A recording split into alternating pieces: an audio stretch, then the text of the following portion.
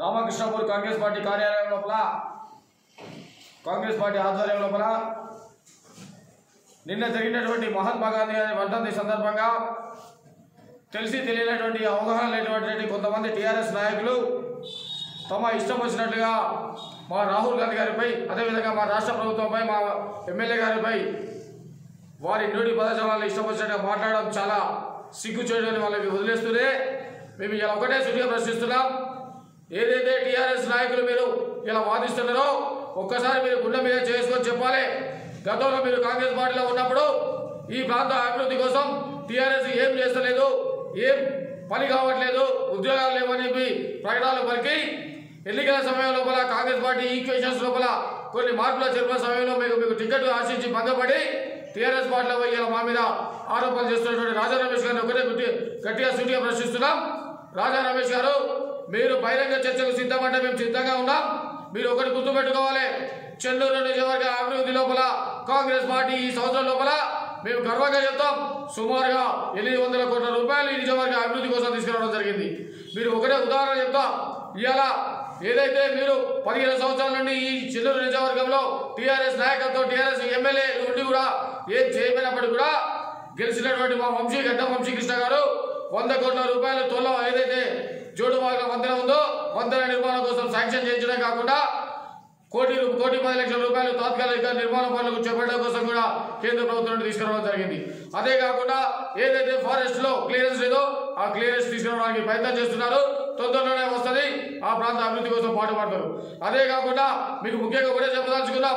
2013 తెలంగాణ ఉద్యమం సమయం లోపల ఆ రోజు ఉన్నటువంటి మా ఎంపీగా ఉన్నటువంటి వివేక్ వెంకటస్వామి గారు ఈరోజు ప్రస్తుత శాసనసభ్యులు ఈరోజు రామకృష్ణపూర్లో ఫ్లైఓవర్ ముహూర్తం పెట్టి ఆ రోజు కొబ్బరికాయ కొట్టి ఆ రోజు మేము రోడ్డు మీద ఏదైతే రైల్వే మీద అప్రోచ్ స్టార్ట్ చేసినామో అటు ఇటు మీరు ఆర్ఆర్బీ రోడ్డు పూర్తి చేయాల్సిన సమయం చేతిలో ఉన్నా కూడా కేవలం కొబ్బరికాయలకే పరిమితం చేసిన తప్ప దాన్ని పూర్తి చేయలేదు. మేము ఈ రోజు గెలిచిన తర్వాత ఈ 14 నెలల లోపల సుమారుగా 18 కోట్ల రూపాయలు మేము కాంట్రాక్టర్కి ఇప్పించి ఇలా పూర్తి చేసేటువంటి దిశకు తీసుకురావడం జరిగింది.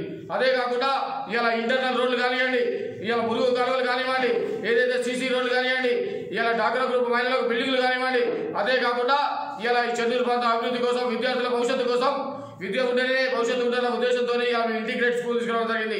240 కోట్ల రూపాయలు తీసుకొచ్చి ఇలా మీరు అన్ని దృష్టిలో పెట్టుకొని మాట్లాడండి. ఇలా మా రాష్ట్ర ప్రభుత్వం మీద మీరు ఇష్టం వచ్చిన మాట్లాడటంలే. ఇలా ఒకసారి రాజా రమేష్ గారు మీరు గుర్తుపెట్టుకోండి, మీరు మీ ఆత్మవిమర్శ చేసుకోండి, మీ నాయకత్వాన్ని వేయండి.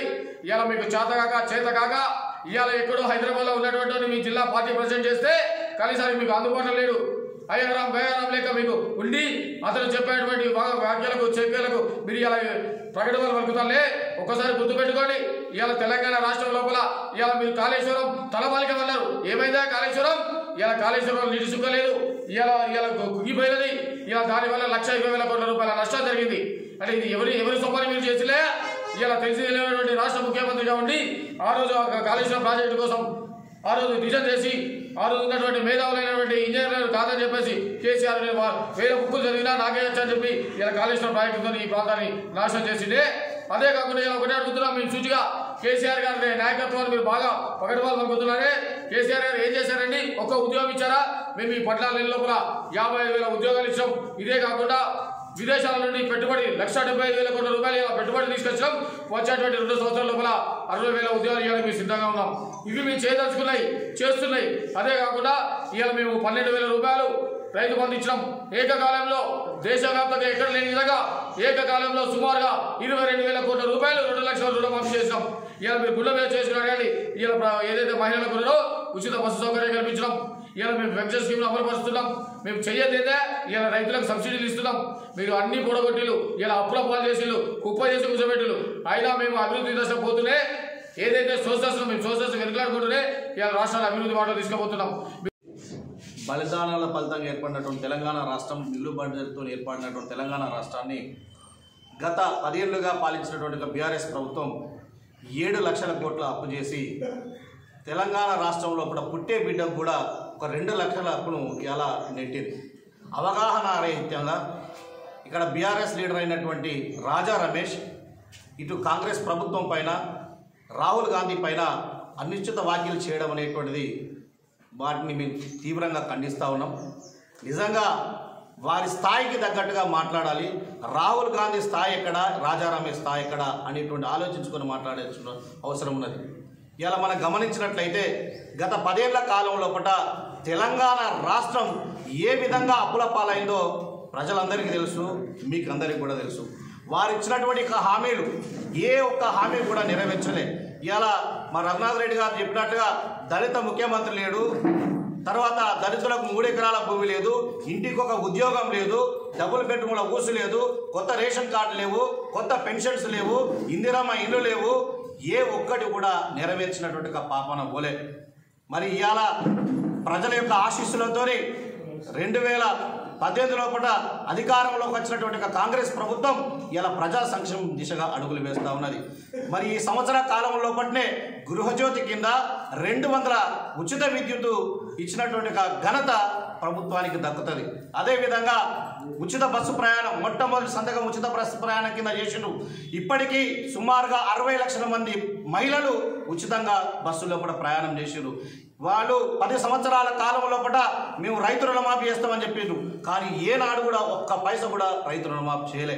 కానీ మరి కాంగ్రెస్ ప్రభుత్వం వచ్చిన తర్వాత రైతన్నల యొక్క ముఖం లోపల ఆనందం నింపడం కోసం, వాటి కుటుంబాల లోపల సంతోషాన్ని నింపడం కోసం 30,000 కోట్ల రూపాయల రైతు రుణమాఫీని చేసినట్టు ఒక ఘనత ఏదైనా ఉన్నదంటే అది కాంగ్రెస్ ప్రభుత్వమే. ఆనాడు వైఎస్ రాజశేఖర రెడ్డి గారి యొక్క హయాంలో జరిగినటువంటి రుణమాఫీ 10 ఏళ్లు మూసుకుపోయి అప్పుల బారైనటువంటి ఒక రైతులు మళ్ళీ 10 ఏళ్ల తర్వాత కాంగ్రెస్ ప్రభుత్వం లోపలే వాళ్ళ ముఖం లోపల ఆనందం ఇచ్చింది. ఏకకాలం లోపల 30,000 కోట్ల రూపాయల రైతు రుణమాఫీ చేసినాం. అదేవిధంగా రైతు సబ్సిడీలు ఇస్తా ఉన్నాం, ఎరువులకు సబ్సిడీలు ఇస్తా ఉన్నాం, పనిముట్లు యంత్రాలు ఇస్తా ఉన్నాం. కొత్త రేషన్ల కార్డుల ప్రక్రియ ప్రారంభమైపోయింది, కొత్త పెన్షన్లు వచ్చేటువంటి అవకాశం ఉన్నది. అదేవిధంగా ఇందిరమ్మ ఇండ్లు నియోజకవర్గానికి 3,500 ఇళ్లను నియోజకవర్గానికి ఇచ్చేటువంటి ఒక ప్రక్రియను ఇలా కాంగ్రెస్ ప్రభుత్వం చేపడుతుంది. ఎక్కడ కాంగ్రెస్ ప్రభుత్వం చేయలేదనేటువంటిది ఎక్కడ? ఆనాడు ఒక్కసారి ప్రజలు బేరీజు వేసుకోండి.